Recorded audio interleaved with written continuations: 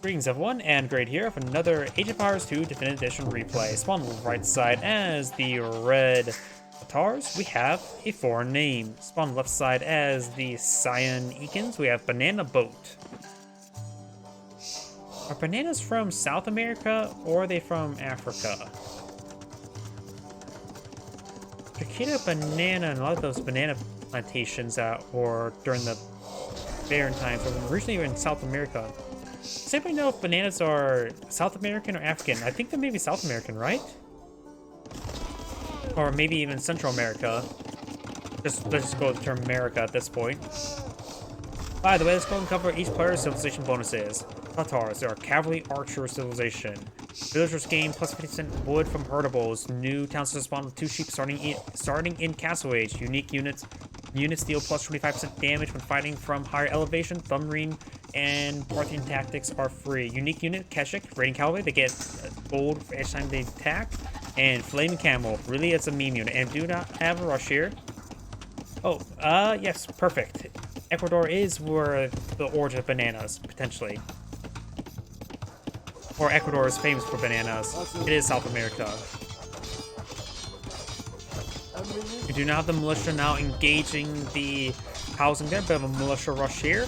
Let's go and cover the rest of these bonuses. Silk armor, steppe lancers, and light cavalry and cavalry get +1/+1 armor, which is actually pretty nice. Turmured siegecraft, trebuchets get +2 range, enables the flaming camels. Cavalry get +2 archer line of sight. Archers get +2 line of sight. Blah, I'm getting everything mixed up.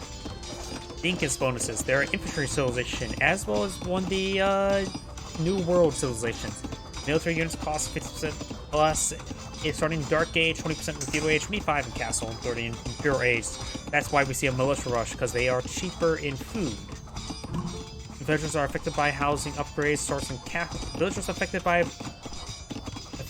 blacksmith upgrades starting in Castle Age. So I think that applies retroactively for anything research in Feudal Age as well. Houses support 10%, or 10 population, not 10%. I'm getting all my wars mixed up. And buildings cost 50% less stone. Kamyek as a unique unit, there are melee spear infantry unit that gets 1 range, so they are like steppe lancers. Slingers, there are an anti-infantry archer unit, if I remember correctly as well. Indian sling, skirmishers and slingers no longer have minimum range, +1 attack on skirmishers or on slingers. Fabric shields, Kamyek, slingers, and eagle warriors get +1/+2 pierce armor. Star free llama. Okay. Militia not pushing way forward. Do you have these scouts in this region? Villagers come to support as well. 3 scouts now deployed on the field. Wait. These scouts have been on the field for quite some time, and Cyan just now gone for Feudal Age? Cyan went for a very, very late Feudal Age, didn't he?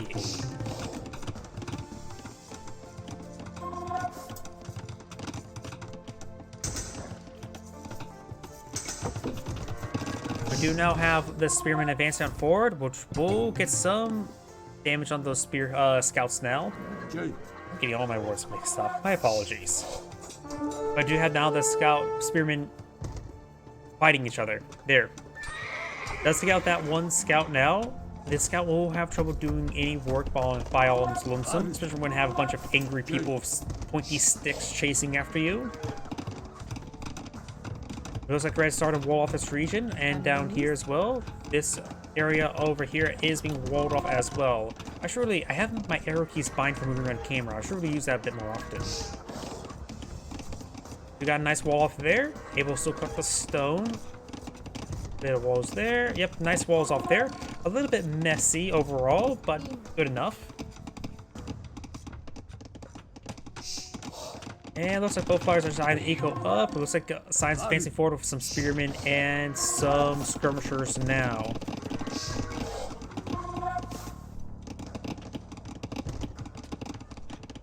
Scout here. The scout may be able to spot these forces. Remember as well, the Tatars bonus does give his archers additional line of sight. It was the archers, right? I'm getting everything mixed up. Cavalry archers, so they have self-spotting, but that's starting in Castle Age pretty much. Plus, now being researched by Red, going for skirmishers as well. It's just spearmen and skirmishers as well. It's going to be a very, very slow low stakes of fight or skirmish in the near future, because skirmishers are only effective versus other trash units and archers, but not very good against these villagers. Of course, spearmen are of course good against scouts, but not very good versus anything else. These forces advancing around won't be able to accomplish all too much. Looks like this berry bush has been... Oh, no, there's still a berry bush there. Got this force now advancing forward, trying to get some damage here. We've got 4 red skirmishers here. Sign has 3 skirmishers. Skirmishers engaging skirmishers.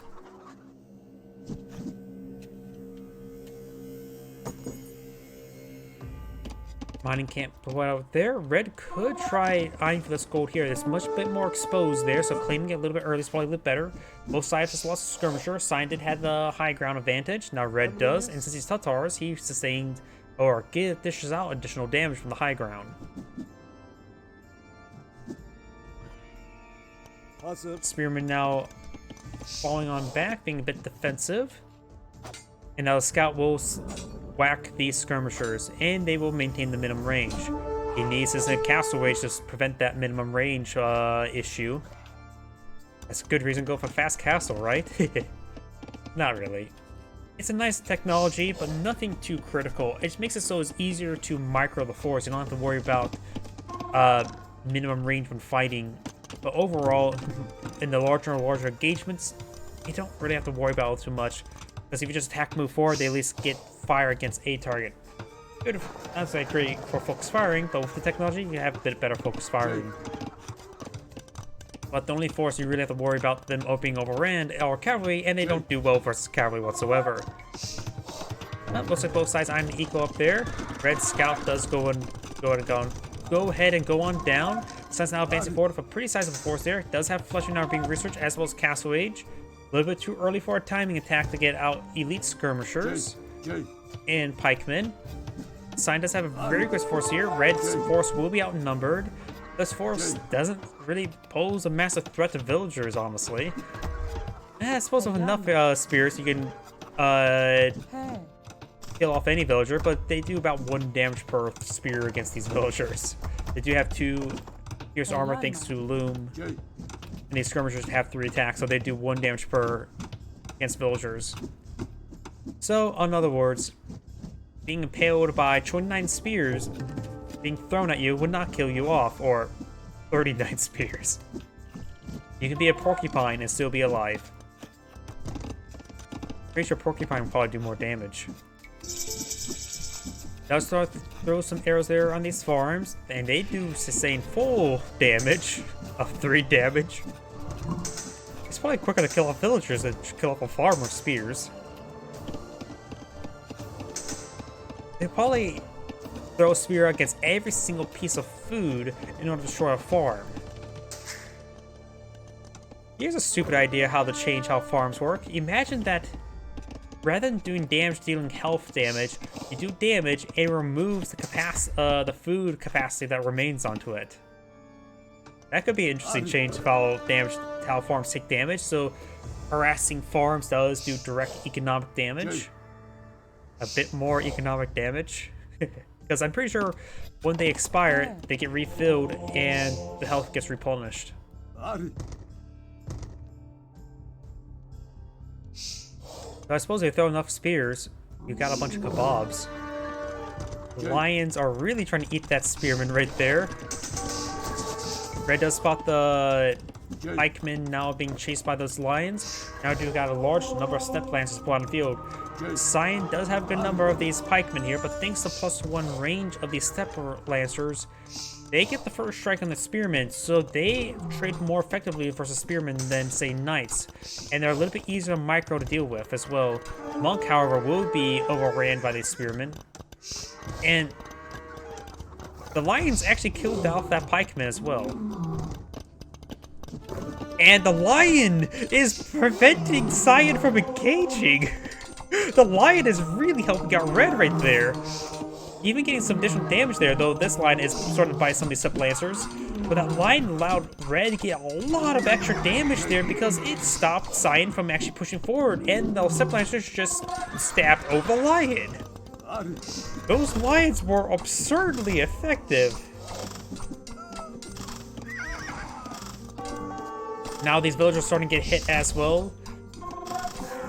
The Step Lancers, of course, a bit more reliable hitting those villagers as well, though they do have less pierce armor compared to knights. So the town centers do extra damage there, and it looks like these Step Lancers are going down. Cyan has claimed a Step Lancer for his usage. Never expect the Incan Step Lancer being pulled out of field. We do not have town center being pulled out by red here.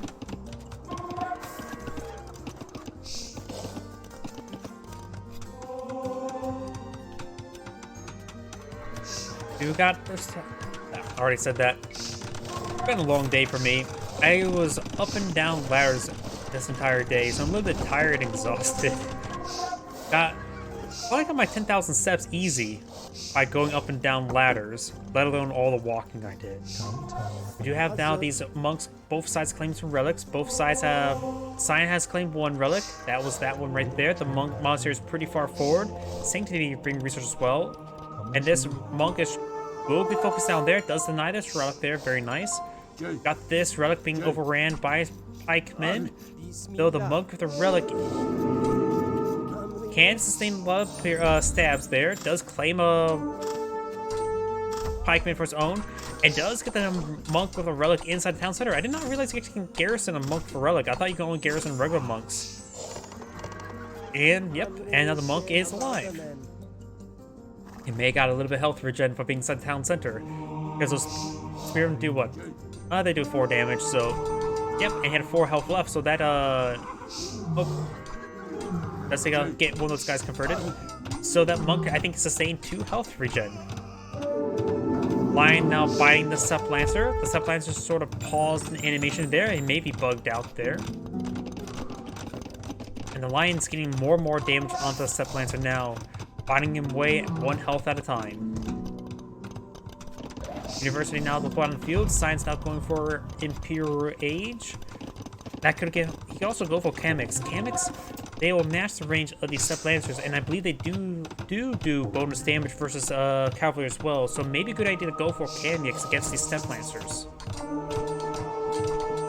It sounds like Kamix is not a unit you don't see all too often as well.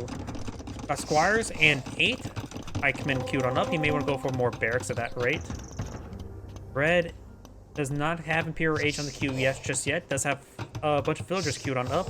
Cyan has been maintaining great villager production as well. 97 versus 75. So Cyan has going for a tech advantage and has a villager advantage. But Red will manage to grab this relic as well. Cyan, however, has claimed 3 relics. So Red definitely needs to make sure it maintains capture this relic. Got now pikemen engaging the Step Lancers. Did get one converted as well. Step Lancers, they're relatively cheap in gold, right? They're like 30 gold. Let's see, where are they at? Does get the conversion there. Step Lancers, that's the least Step Lancer upgrade. And I forget how much they cost. But they're cheaper in gold in comparison to Knights as well.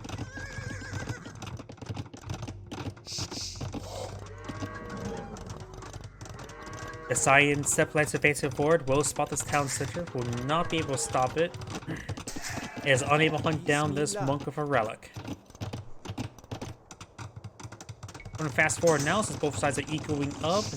And now Cyan's advancing forward with a massive wave of pikemen. No defensive castle deployed up by Red just yet. Cyan's now advancing, pushing forward with a good forward castle there on a bit of high ground. Nothing seats down his opponent, but provides a good feudal control in the center of the map right there. So long. Cyan's going to collect that sheep there, now going for some puntables as well.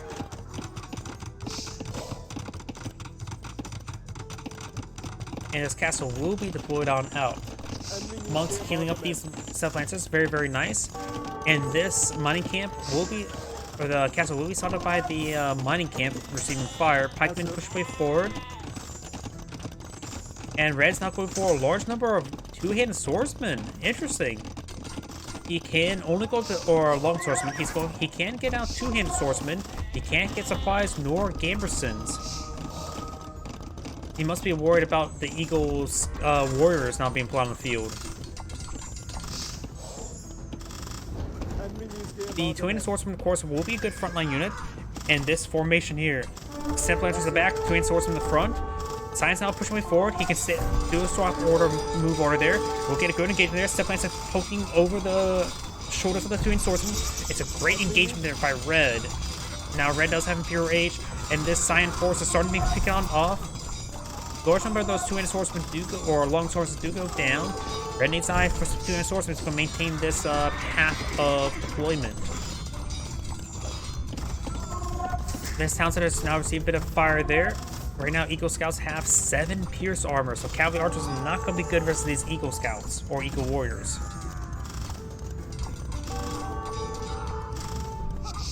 Red's now advancing forward with this force. He may have, Side may have his unique technology to give them more Pierce armor. Now, I do got a Kamyux here. Kamyux will be a good item to mix into the Eagle Scouts. And I got multiple monks pushing forward. Some of these Twin Swordsmen are being converted. And now the monks are starting to get hit down. The Twin Swordsman needs just to be hitting those halberdiers.